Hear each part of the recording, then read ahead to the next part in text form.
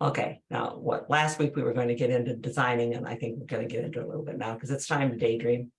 And Julie, I think it's Julie who sent this, said, well, we've got a new generator and we need to do something to hide it. Julie sent these pictures saying, oh, look at what's going on here. And we sit on that patio. Number one, if you're looking to hide something that you don't like to look at, take the picture from where you're going to be seeing it. Yes. Don't take the picture featuring the item that you want to hide, because that's not going to help you figure out where to put something. You have to look from your perspective. Yep. So I wish I had a picture from the patio looking across to know what's behind, what's to the right over what's here. over here, what background do I have to work with to do what my brother-in-law calls an infinity pool of garden. Can I somehow plant something to the left here whose top will come up and blend with something that's in the background over there and take my eye right across that. So we have an air conditioning unit in Betty's garden, and I put a old section of fencing, just set the fencing out. There's just two pieces of fence that I made a little right angle there, and we grow a vine on it. You can see it in the right hand side. That's a variegated porcelain vine. It's a grape relative, and we cut it back hard every year. And just remember, whatever screen you try to put around, make sure these things can still breathe. Yep. And that exhaust, remember, there's going to be exhaust coming from stuff that could really hurt. Yeah, we've got about 20 inches between the unit and the railing, and all year long, while that vine is growing, we have to clip the vine from grabbing hold of and blocking up the airflow for the vent, for the air conditioning unit. Sorry to pause, but we just got a direct question that we can answer later, but we can't answer it, type it in. So Bobby, can you type your question to everybody, Bobby, too, rather than just direct to us? Janet and I we might be able to roll and back. Sonia won't see that where she can tell us the question. Yeah. Thank you. Okay, because structures are much better next to machinery. Generators in particular are terrible for plants. The exhaust fumes kill plants. Mm-hmm. The heat kills plants, and those they do a test cycle on a regular basis. So even if you don't have a power outage, your generator is running and affecting the plants on a regular basis. So there are a number of articles that we've written about landscape design and where to start and what to do, and we'll take you through a little bit of it right now. So what's coming up 134 looked at changing the front of the house and what you might do and where you might envision putting a bed out in the lawn and moving your garden out further, or in the backyard, looking at what you can do in among trees. What do we do with trees? How do we make things look better? One of the things that we suggest is put paths in. The paths will take your eye through an area much more so than just looking at a bunch of straight up and down trees. Now, with equipment like air conditioning units and generators, we suggest using a structure of some kind just to break up the view, but not to give you something as a focal point. Do not make the thing you're trying to hide the focal point. Yeah, don't paint a butterfly on this. Right, and don't start the design there. Start the design over at D or at the tree that's over to the right. Make something worth looking at to one side or the other. Maybe out in the yard or over to one side. Now we've got, I'm going to be out next weekend at the English Garden Stores for the English Garden Stores on Saturday and Sunday. And we're talking about dividing perennials, but it's a good place to talk about design, and a good place if you've got pictures to say, here's a picture and here's where I sit. Here's what I see. What do you see? Mm-hmm. And do that with other friends too. I'm also going to be pruning, I hope, on March 29th. We'll see. Here in White Lake. Yeah, we'll see whether or not the rain lets us do this.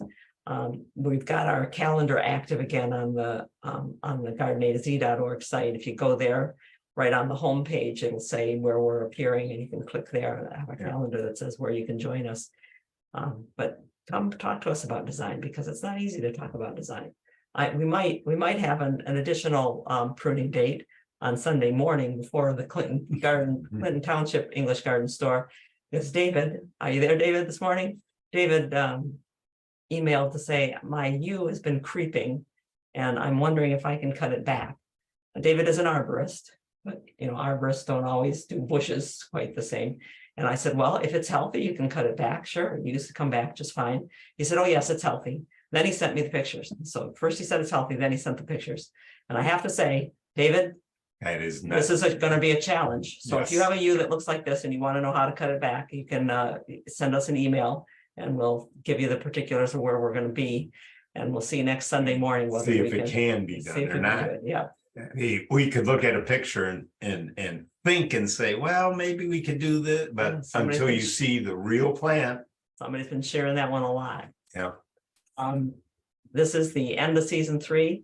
Season 4 starts on April 1st. Most of you are staying with us, and that's really wonderful. Why, I thought April 1st was the end of April 1st is the end. Well, whatever. If you want to stay and you haven't let us know that you're going to stay. Yeah. I guess that opened us up to questions about pruning. That did. We get questions about plant ID. I inherited this shrub. It just was there when I moved in. What the heck is it?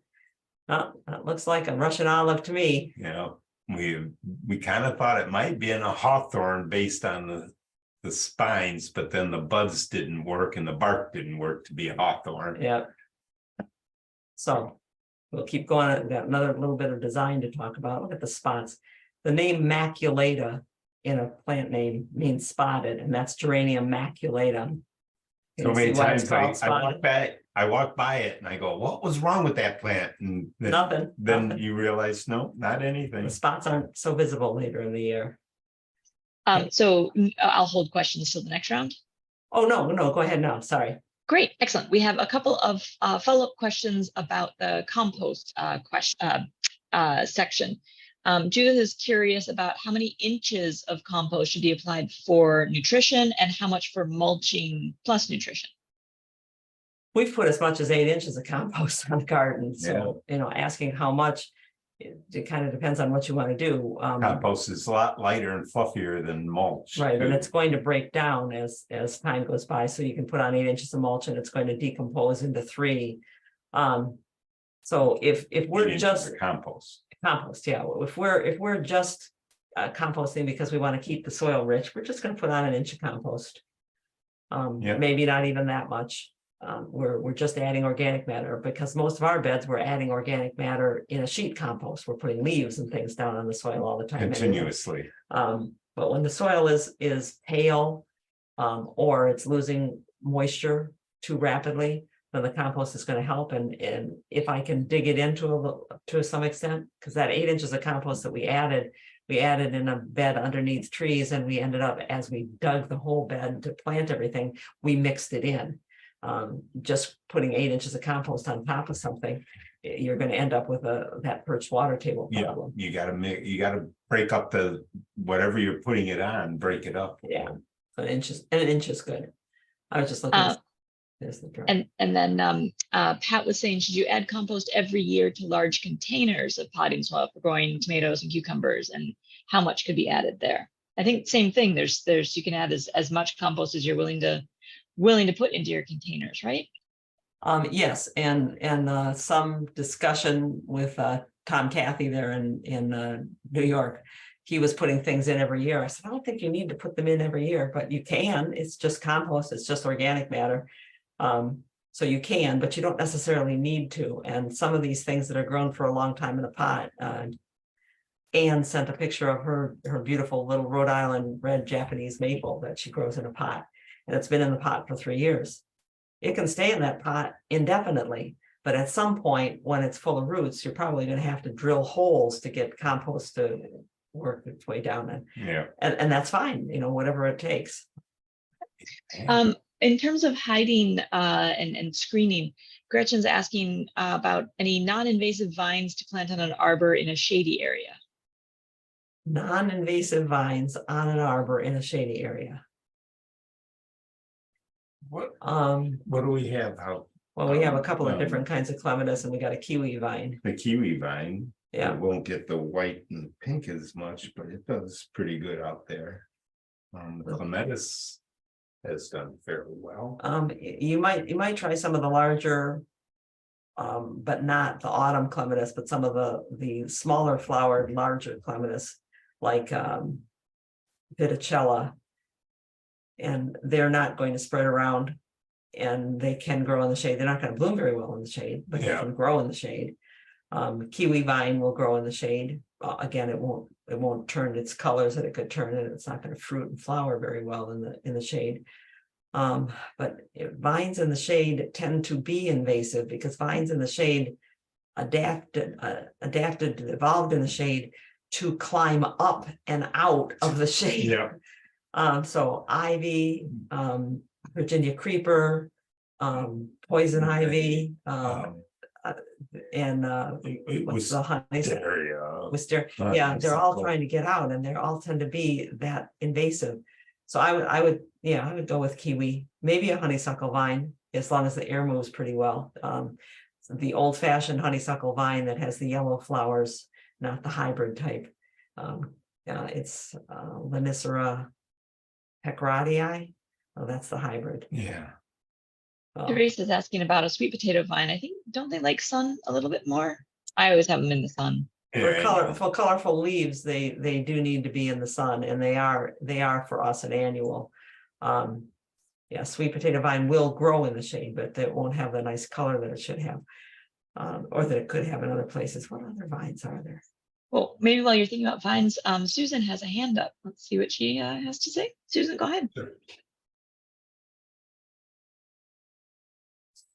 Is working on it. Oh, do you know what? Actually, I see Susan doesn't have a microphone icon, which means that Zoom doesn't think your microphone is active, Susan. You could try leaving the meeting and coming in again, or you can try the right next to your microphone button. There's a little up arrow that you can try your sound settings, your audio settings. But right now we won't be able to hear you because Zoom at least doesn't think you have a microphone. Sorry about that. I hate having to go with what Zoom thinks. Yeah. I do have a microphone. It's right here. Yep. Yeah. We haven't. Oh, yeah. go ahead. Every vine that I'm coming up with is either an annual, like the sweet potato vine, or it is going to be invasive. So I think we'll stick with kiwi vine for right now. Yeah. What we're trying. Yeah. Diane suggests akebia, but she doesn't know about invasiveness. Akebia is one of those, or chocolate vine. Akebia quinquina is one of those that drops seed all over the place. And if you're in a natural wooded area, you don't want to be planting that and having it spread around. It is a pretty plant though, and if you're not, grew real well, it supercells. Right, if you're not in a native area and you're not worried about it spreading into the woods, then akebia will grow there. Again, it won't bloom very well, and that's the attraction of chocolate vine, or the little chocolate colored flower that hang down from it. Yep. Another design challenge. Diane says, my backyard is home to my septic field. I would love to add plantings, especially trees, but I've been told I can't plant there. It's the south side of the house and would love some shade trees. Any ideas? We spoke many years ago now to a second generation, now third generation septic field manager and installer. And we were looking for how close can we plant to a septic field, because we were working with people who had built a house in the woods, and they basically knocked down 15 trees and put a house in there and a septic field. Now what can we plant there? So there's trees all over the place. According to the guys who take care of septic fields, you don't want to grow fast growing woody plants. So Silver maple. As the man told me, he said, my wife planted a maple, it's going to have an accident. But he plants crab apples all along the edge of septic fields all the time. Hawthorn would probably work too. And there are a number of native wildflower nurseries that have septic field mixes so that you can put native wildflowers on there. So it's not a matter of not growing anything on a septic field. It's not growing things that have fast growing woody roots, poplars, maples, willows, elms. Birches. Yeah, you want to grow the more stately trees. So oaks, he had no problem with at all.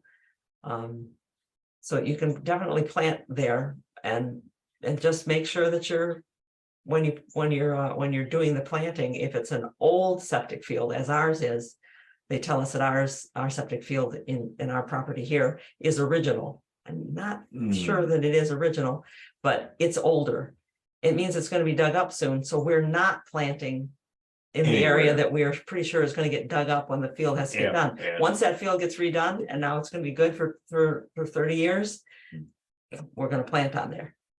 So yeah, go ahead. Just don't go to the fast growing ones. All right, excellent. And then Bobby, I think this might have been what she had chatted to you. Is curious, is it too early to move perennials from raised beds? The reason being the raised beds are being reconstructed, but there's no definite date set by the landscaper. It's absolutely fine to be moving things around now.